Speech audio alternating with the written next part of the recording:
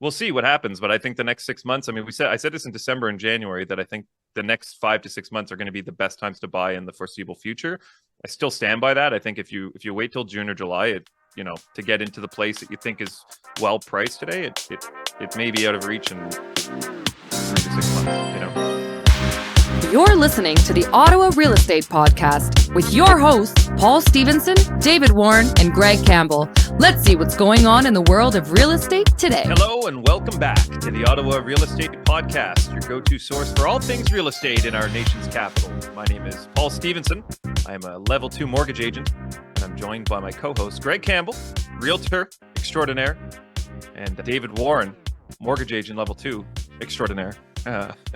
And gentlemen, we're back. It's March 12th when this comes out. How are we doing? What are we seeing? How was the weekend? Talk to me. Be my friends. We like you, Paul. We like you. Yes. What's going on? Standing here in the room, still trying to figure out this room to get it right. Got some work to do on the look and the lighting, but we're getting there. For all those people that are listening to me and have no idea what I'm talking about, it's fine. It looks like it looks like your teenager's bedroom, basically, is what it looks like for all those that are just listening. Maybe the neon lights around the ceiling. Yeah, well, need to get these things anyways. It's a lot going on here, but there's a lot more that will be happening here. Yes, weekend was good. It's one of those things. Monday morning, daylight savings. I know that there was a weekend. Can't remember exactly what happened. Did an open house yesterday. Very busy open house. Before we get into that, David, how was your weekend? Weekend was good. Caught up on some sleep. Paul and I were away at a conference last week for a few days. So with the daylight savings, I had a weekend, a lot of nothing other than kids stuff, but caught up on some sleep, which was fantastic. We're so passed it on the couch. Here. Actually, put my kid to bed and passed it on the couch for the first time, I think, in I can't even remember, but woke up at like midnight and I was like, oh, that happened. Anyways, exciting life over here. Yeah, conference was interesting last week. There was a few takeaways. I think a lot of the big takeaways for me were just kind of like internal changes that Centum, which is kind of the network that Dave and I are both fall under nationally. There's about 2,300 agents, I think, across Canada under the Centum network. So some really neat internal things that they're doing that are just going to kind of further empower us as agents and keep our clients better informed about, their home and their investment. Dave and I were both recognized as well for our success last year, which is always nice. Always nice to be recognized. And Friday night, I was actually at the Faces Awards, gentlemen, the Ottawa Awards, where we were nominated for Podcast of the Year and fell short, unfortunately. I was going to say, I assume we lost. Yeah, we didn't win. I also did not win Mortgage Agent of the Year, but it was a really cool experience. Sandra and I went. It's always nice to kind of just dress up and have a cocktail network gala with some really cool business owners. I kind of missed that, to be honest. Like when we first launched Referral in 2013, I felt like I was at a networking event like every week, for like 2-3 years, BNIs and like big networking events. And I had the Orleans Power Team for a while, Greg, which you came to. Yes. So I just kind of missed that connecting with other entrepreneurs, other business owners. It always kind of gets you thinking of cool thing. Oh, they're doing this. It kind of gets you pumped up, gets you amped. So it was nice to kind of just connect with other business owners in Ottawa. We got some people following the podcast right there. I was telling them what we were nominated for, and they're like, oh, what's the podcast? Like subscribing right on the spot. So really neat. Just kind of sharing ideas and trading war stories, with other business owners. So that was a lot of fun. That's really good. well run event. Speaking of, I'm going to make a plug before, and I'm going to do it early on in the episode as opposed to at the end when no one's listening. But you're talking about galas. Save the date for everyone listening. Martini Madness, Thursday, May 2nd at Dow's Lake. Put in your calendars. Best event, best bang for your buck. It's going to be a good time. Anyways, Agreed. That's all. That is all. Greg, I wanted to go back to your comment about open houses because I feel like I have been hearing from multiple realtors that open houses are much busier now. I don't know if that's just a shift. It seems like more people are doing open houses. It seems like there's a lot of agent open houses now, which was never really a thing I've never heard of. Now it seems very commonplace to have agent open houses.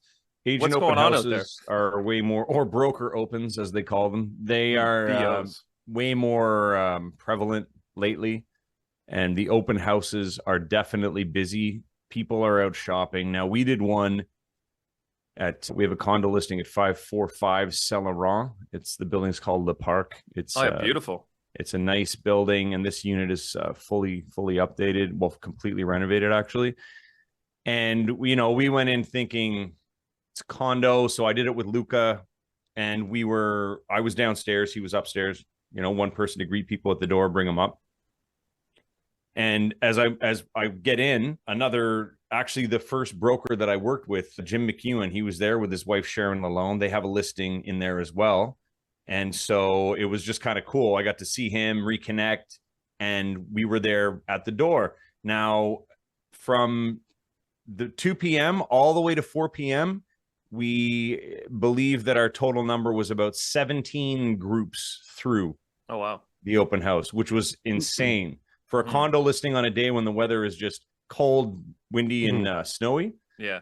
So we were super surprised, but it was great, well received. Everybody was in good spirits, lots of great comments. But yeah, it went to show that for a condominium, we were hugely surprised.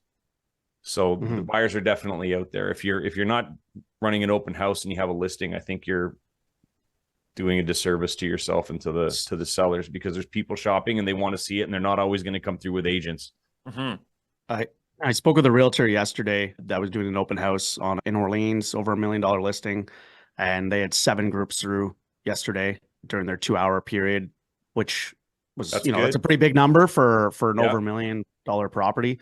I thought that was really interesting. This past week, I also had clients put an offer on a property listed at 1.175, and it went multiple offers. They were holding offers until the Tuesday, and it went 153,000 over asking, and that was just this past week. So clearly, people in that $1 million+ range as well are out, shopping. The fact that they were holding offers on this property, that's insane, man. It goes to show people kind of are coming out of the off the sidelines a little bit, at least from those two, again, anecdotally, right, from firsthand knowledge on those two instances. But yeah, I think it goes back to what we were saying before too about buyer confidence. Like, I don't know if you mentioned it, Dave, but Bank of Canada held rates last week again. So that's I think the 5th time now they've held rates, 5th. Yep. So, that just creates further confidence. I had multiple people I talked to right after the announcement on Wednesday and Thursday were like, oh, I heard Bank of Canada held rates and that fixed rates are coming down. And like, you have to re-explain to them that like, they're not correlated and so on. But it gets people having confidence. Like, even if they don't fully understand what's happening, they see the sentiment of like, okay, the market is calming. Everything is staying stagnant in the sense that there's no crazy fluctuations up or down. It creates further confidence in buyers, and then it gets people out having those conversations again. So I think we're going to keep seeing that. I think there is still a lack of supply right now, given that, over the last year, there have been people sitting on the sidelines. I think a lot of those people are coming back to the table now, and we're going to see double the buyers. And if rates do start to come down, which it seems like is inevitable at this point, fixed rates are already down, but variable rates seem to be on the way down in the coming, 3 to 6 months at the absolute latest. Again, no guarantee, but that's what we're seeing or thinking. So it's only going to drive prices up. I mean, that's just the nature of the business. And if there's more people out shopping, like you said, Dave, there's going to be more of those situations where there's more than one person that wants the same home because of that lack of supply.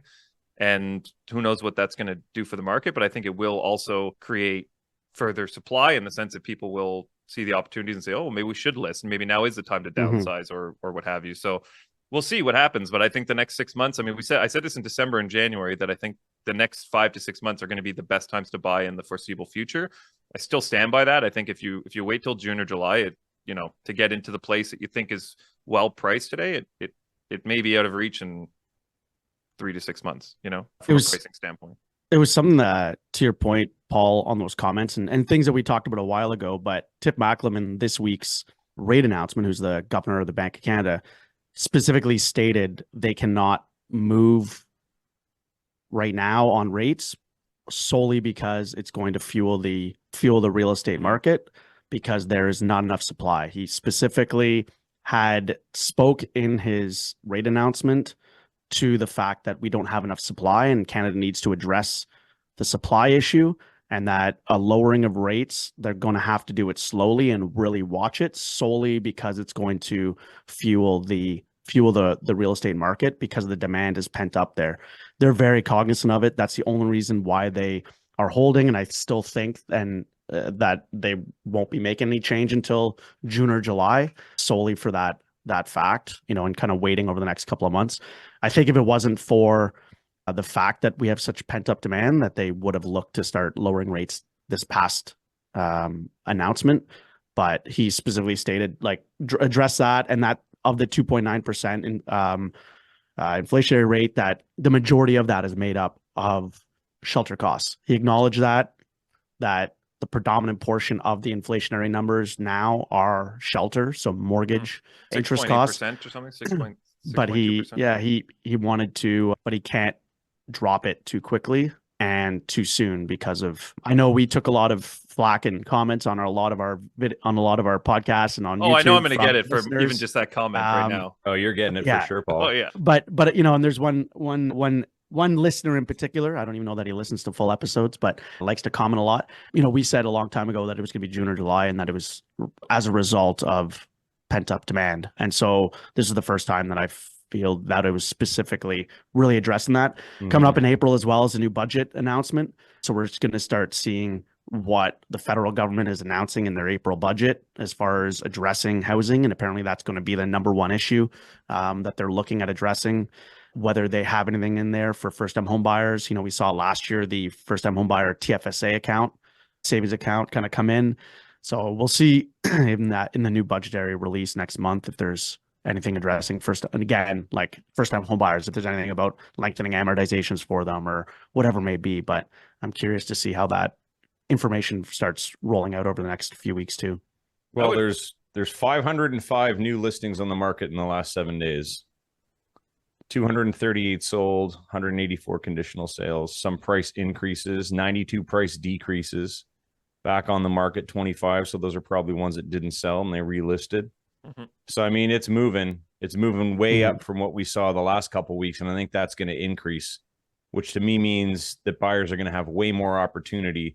And, to the point of the multiple offer thing, I think it's important to say again that there will always be properties that are priced in a way that will require you to bid on it, being the location or the upgrades, the finishes, whatever it may be. But this is a message for the buyers from me. Don't get FOMO and just go think that you need to buy stuff because you're afraid that you're not going to be able to own a home again ever, because that's not the case. There's always going to be something for you. So just buy it. Look to buy when you're ready. Don't look at this thing and get anxiety or fear of missing out just because you're reading all the news and listening to hear these stories of multiple offers or whatnot, that the market's going up, because there's a lot of properties coming out. It means there's going to be more options for you. And I think the prices may end up just staying where they are, other than in certain neighborhoods or for certain product. Yeah, we were talking about that the other day. I was out with a few friends, two of which are realtors, and they were saying, they're kind of reminiscing about that time during the pandemic when you'd have 3 properties on the same street that would, one would sell for $530, and then the next week the exact same model would be $550, and then the next week the exact same model was $570, and the first person that listed is like, damn it. Yeah. But you're right, that's exactly what happened. Is people had FOMO and they're like, we have to buy now or we're going to lose out, and then people were overpaying and it just got wild. So I do not, to be clear, I don't think any of us want that market back. I don't think anyone wants that market back, but that we are on the precipice of that sort of thing happening. If we do see the storm of rates coming down, more buyers coming in, more confidence, and not enough supply, I mean, that is exactly like you said, Greg, that is going to be where people feel like, okay, we have to buy in the next 2 months. There's limited supply. We have to get this home specifically or we're going to lose out, even if it's just a mental block that they have. And that's when people start getting maybe frivolous, getting frivolous. Interesting article this morning. I'll cut right to it. It's talking about home sales in major metro areas home sales up, in major metro areas as buyers bet on rate cuts later this year. So it says home buyer sentiment appears to be improving across the country, with major real estate boards reporting an increase in sales activity in February. On an annual basis, February home sales were up double digits in Toronto, Vancouver, Montreal, Calgary, and Ottawa. While Toronto activity was down 12% on a seasonally adjusted monthly basis, the Toronto Real Estate Board noted that monthly data can be volatile. With Ottawa specifically, it did say, let me get to the numbers here. For Ottawa, it says sales. So February 2024 year-over-year change. So 16.5% up from last year in sales from February. The benchmark price February 2024 was 628.5. That's up. It's up 2.8%. New listings up 29% year over year, and active listings up 16% year over year. So everything's up. This is even with higher prices and the interest rate holding steady. Ottawa is a strong active market, said ORA President Curtis Fillier. With metrics across with metrics across the board up from last year, it's clear both buyers and sellers are making moves. The metrics, however, don't tell us about all the people relegated to the sidelines because affordability remains out of reach for many. It is a very weird market, right? Like you have this sort of thing where prices are up, listings are up, sales are up, new listings are up, but there are people that because of that are now being priced out. So is it that the people buying these homes are already active in the market and there's not as many first-time buyers, or is it first-time buyers getting into the market and people that are already in the market are just holding steady? Like, what do you think is happening here, and what can we expect with the confidence in the market, the lack of supply, more people come back to the table? Like this article is saying that some people are being priced out now because everything is seemingly constantly on an uptick. But this is the story forever, right? Yes. People are always going to end up being priced out, or they'll be able to buy or they won't. Someone suddenly gets a bonus at work, then they're back in the market. They get suddenly they're unemployed, they're out of the market. I mean, I don't think that anything that, again, people pay too much attention to the headlines instead of thinking about their own situation and just dealing with what they have in front of them. So I mean, I don't feel that. Anyways, I just don't think that people need to pay too much attention to what's really going on and be afraid of what the future holds in real estate, because they're either going to be able to buy or they're not going to be able to buy. And if you're reading into it too much, then you're just going to live a sad life of I want to own a home. It's like, come up with a plan, talk to a pro, and get on track. Yeah, and whether home ownership fits for you. Exactly. Exactly. We've said it before. It's like, home ownership isn't for everyone. It's kind of this. It's not, and I mentality, feel but there's listen to these shows all the time. They're a lot of them are kind of their hope. Maybe they can't afford it, and they're hopeful that they will, so they listen to us for the advice. But you have to really listen to yourself and analyze your situation.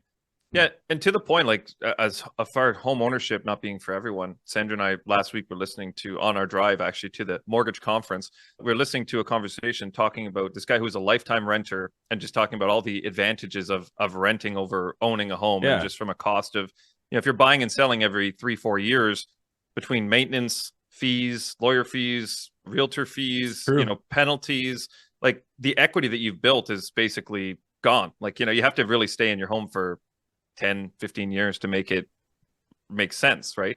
So he was talking about the benefit of paying rent and knowing that if something happens, you just pick up the phone and it's fixed, as opposed to, oh, there's 10,000 or oh, there's 5,000, and it's not for everyone. Like it really is. Or if you need to leave, or if you need to just go, like what I mean. I don't want to be here anymore. I'm out. Yeah. It's hard to put yourself in the mind of someone who isn't actively in the market. All three of us are homeowners, but if you were new to the market and were trying to get in, I can imagine it would be extremely daunting, to just think of first of all, it's the unknown. Like we deal with people all the time that are buying for the first time and they're nervous about, we do this every day. So it seems very commonplace. Like, oh, well, this is what's going to happen next. And this is the process. And it's just another day at the office, literally. But for people that have never bought a home before, it's a huge undertaking and stressful. And it's, there's a lot of pressure. And like you said, Greg, that fear of missing out. Oh, my friend just bought a home. We have to get in. Like it's now or never. Prices are going up. I can imagine it'd be extremely overwhelming. It's hard now to put yourself back in that position. And I'm telling you, the hardest part I find for people as you get older and your circle of friends starts to, whether it's marriage and kids, depending on what everyone wants, home ownership, I find that, you'll see the people that there's a couple that, all of a sudden they scale up big time, right? They've got the bigger house. They're doing very well. And then you're still a very good friend, but then let's say you're still in your rental, or you're still in your tiny townhome, and you just can't make it work. And then, you see your other friend scale up. Then all of a sudden you're here like, oh shit, well, everyone's doing it. Or maybe your partner's saying like, we really need to get our act together and be like them. And I mean, that's huge. And I've seen relationships fail solely based on one of them being obsessed with keeping up with the Joneses, like their friends, their Joneses. Exactly. And it's sad because it shouldn't be like that at all. Like, you should just be comfortable in what you are for your situation. But that's the way that our brains have been trained to work because of society, right? Which is not amazing in a way, but, and again, that's, I think I've just said it 3 times already. Just get into it when you're ready to do it. Don't pay attention to anybody else's goals because they're not the same as yours. Are you thinking of buying or selling a residential property? Relationships are at the heart of every real estate transaction. At Geltin Poirier Avocat Lawyers, we love to bring residential buyers, sellers, agents, lenders, mortgage brokers, and the law together to close the deal for you. For an effortless client experience that opens doors, call us at 613-744-4488 or visit our website at geltinpoirierlaw.ca. Let's get to the heart of your deal. Those damn Joneses. Hey. Damn Joneses. Hey, I got a story. Let's hear it. No longer spaced out. Greg, He's back. Presence. This is good for realtors and for sellers, buyers. Just, there's 2 lessons here, 2 stories from the same property. And I wasn't surprised because this property's been a challenge, but it kind of happened back to back. So it was like one thing after the other. This thing has been like on my mind for months now, and it's almost at an end. I hope it's ending today. So we sold a house. It was my listing, our listing, conditional sale, great deal. Everyone's on the same page. Now they do their showing. We get the offer, and that was that. They had a condition for financing and inspection. So, we're just waiting. Financing's all done. So now 2 hours before the conditions are due. Okay, so it's been the whole week. They decided not to do an inspection because it's a newer home. And, he said, we know it's a new home. We're good. No problem. Just dealing with the financing. Great. He's like, we're going to get it done. I'm like, great. We may need to change the closing date, but we're going to get it done. I'm like, I don't know if my guys are going to go for that, but if you need to, put it on paper. And if we need to negotiate further, we'll negotiate. Great. No problem. 2 hours before conditions are due. Greg, I've got some good news for you. We're going to send over an amendment, and we're going to extend the closing date by 2 weeks. And there's a couple little things. There's all of the baseboards in the house need to be recocked. And there's a couple little cracks in the laundry room ceiling that we want repaired. Okay. Keep in mind, this is 2 hours before conditions are due. And, I get the photos from him, and, they were taken, a week and a half prior when they first visited the home. Right. So then I kind of say like, you could have sent us this immediately. And then we probably, we would have either just said, no, you're going to have to deal with that. Or, we would have brought someone in to address it, get a quote, see what that repair would be. But he gives it to us, an hour and a half now, 2 hours before closing. Right. So I finally reached my client 45 minutes later. Now we're a few minutes out, and I get the amendment 50 minutes before the conditions are due. I reach my client, and he's just like, no. He's like, no, we're not doing this. And I said, I don't blame you at all. So what we did was, because the closing date was extended, we removed the options to do the work because we didn't feel it was necessary. It's a home. They're shifting in the neighborhood. Those baseboards separate all the time. They back and forth. You recock them if you want to. It's a known thing. And then the closing date didn't work. So he says, we have extra costs for those 2 weeks. So we went back, we removed the conditions, and we increased the price by $5,000. I say, if you want to negotiate further, let me know. I immediately get a no. We're done. We're out of the deal. I'm like, okay. I said we could negotiate, but you didn't want to negotiate. So see you later. call another agent who had an offer on it previously that didn't work out. He says, yeah, no problem. I'll send you a new offer. Great. So that offer is released. New offer comes in. Now, same thing, condition, inspections, but they can give us the closing date that we wanted guaranteed. That's the closing date that the buyer wanted too. So now we're working on this. And what happens is they do the inspection. There's a couple things that come up that were actually, I'm not going to get into a certain aspect of this, but there's one thing that came up. So the basement was renovated and there was a new deck. Professionally installed. We have the receipts, everything for all the work done. No permits. So no permit. So I'm kind of like, immediately in my mind, I was thinking, oh yeah, for the deck, no permit. I'm like, well, that's a thing. But I'm forgetting that the deck is only 24 inches high. So if your deck's 24 inches high, you don't need a permit. 24 inches or less, you don't need a permit to build it. His inspector's saying something different, but there's no proof in the inspection that it is. We measured it, says that it's 24 inches. I have another inspector going back today to investigate, and I'm also talking to the company that did it. They've been very responsive. I'm just waiting for another call with somebody. But I think for this, it was a good lesson for me. And as an agent, when you're dealing with a property, no matter what age it is, when you go to list a home and there's something that's been done, and you just need to ask the question, do you have a permit for this? Because whether you have the invoices and the work's professional or not, or it's just you did it yourself or whatever, without that permit, you can expect to get a question of asking if you have the permit or not. And that could cost you double the price down the road if something was done incorrectly and they want the permit produced. So you could lose the sale of your property by not having a permit on anything that you've done, any, serious renovations to your house or things like building a deck. So for agents, I think if you go into a house and you know that they've done recent renovations or a deck, just ask for the permit. If they don't have it, prepare them for what could happen in an offer, because what's happening right now, it didn't need to happen, but now there's like this fine line of who's right, who's wrong. And that's what I'm dealing with today. So I think, agents just keep in mind to always ask that. It's very important. I didn't even think about it because the home's 2 years old and my clients are very on the ball. So I assumed that everything was like as it should be, and it's not.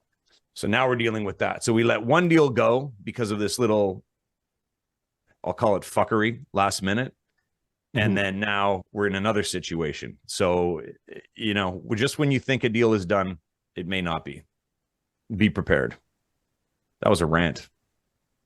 That's all right. I think the big thing in that is a lot of people do not only professional jobs, but also people will renovate on their own, especially first-time home buyers, take down a wall to open something up, finish a basement, things like that. And all those things can come back. A lot of people don't get permits for a lot of things, whether they need to or not, like whether decks, needs it or not, but it's not something everyone always thinks of. But I think just being aware of whether there is one in place or not, so it can be addressed up front or priced accordingly, and just to be aware, like prior to. And it can come from anywhere. And it can come from anywhere. I'll go into a past story that happened quickly here. Someone built a deck on their own. They're a professional contractor, built a deck.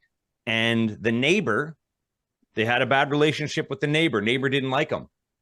Calls the city. Neighbor's building a deck. I don't think there's a permit and I don't think it's to code. Why don't you come and check it out? Rats him out. City comes. It wasn't. They're like, no, you got to do this, this, and this. Had to take down the entire deck and start over again. The city came back. So keep in mind too, if you have a shitty neighbor, might have a little rat, and then the city comes to get you. So, I mean, I know personally now, just from that and from this, that if I'm ever doing any type of thing, I am 1000% getting a permit for every piece of work. There's no way that I'm not doing it. Just with that in mind, resale and people being freaked out, whether the work's amazing or not, it doesn't matter. There's people that will want that permit. That's great. Well, is it, Paul, David? We like stories. Is it great? I like stories. I like stories. Yeah. No. Get your permits. That's Greg's. And no, you don't need a permit for. What would you say, Dave? What's that in the? As you were talking, I wasn't completely zoned out. I found the City of Ottawa comment of the first bullet point that anything. Yeah, you don't need it unless you do not, and that's right on the City of Ottawa website. So for those of you listening and the other realtor that is on the other end of this. And for you, Greg, you can provide this link directly from the he's great. He knows that, but their inspector said that he doesn't think it's to code and that it's above 24 inches. So now we're just kind of like back and forthing here. My inspector's going over there in an hour just to check it out. But so for anyone listening, you do not need a permit to build a deck 24 inches or less. And I also believe that you don't need railing if it's 24 inches or less.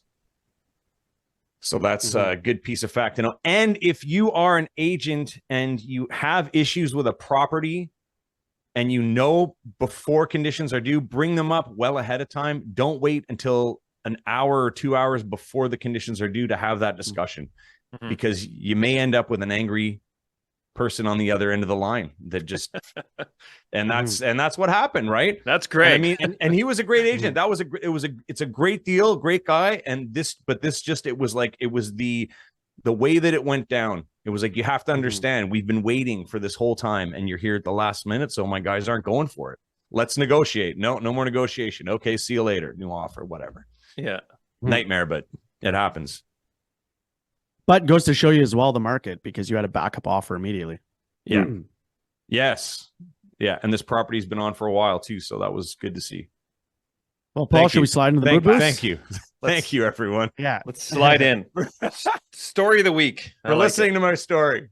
I have 3 today. 3 jokes. It's always 3, it seems. I should switch it up every now and then. I'll do 4. I actually got 4 today. So number 1, if you guys remember, air used to be free at the gas station. Now it's $1.50. You know why? Inflation. Amazing. Number 2, what did the lettuce say to the celery? Quit stalking me. Number 3, my wife keeps telling me I have to stop making breakfast jokes. She says if I do it again, I'm toast. But my kids, they keep egging me on. Yes. Okay. And, last but not least, my personal favorite, 2 people decided to spend Ramadan together. They were fast friends. Good. Good jokes, Paul. Always fun. Always fun. Always fun with the mood boosts. Here we are, another week. Episode 1, is this 167? Holy jeez. No, 168, I think. 168. We're getting up there. I got to give a quick shout out to the Carleton Place Junior Canadians as well. They won their playoff series last night. We're on to the conference finals. Let's go, Canadians. And a shout out to our sponsor, too. Gertin Poirier Law. Yes. They have been amazing in helping me with my clients for quite a while. All right. I like it. Right. Let's go. I thought Paul was going to jump in there with something. Yeah. I like leaving the dead air sometimes just to. That'll all be clipped. That'll be everyone for tuning in. Make sure to follow us online on YouTube and all of your major streaming platforms, podcast streaming platforms. New shows are released every Tuesday morning. And if you check out our socials, you'll get some exclusive shorts. We're doing some exclusive shorts. Yeah, we're getting some good views with those too. I'm really excited about that. People don't want 30-minute convos. They want 1-minute snippets of our 30-minute convo. That seems. They don't want to hear. They don't want to hear my story. They don't want to hear this. Yeah, they don't want to hear this. They don't want to hear this. I will see you next week. On that note. Deuces. All right. Have a good week, everyone.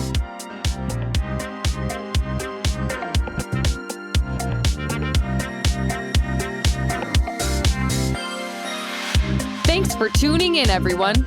We hope you enjoyed today's episode. Please remember to like, share, comment, and subscribe, because we'd really like that.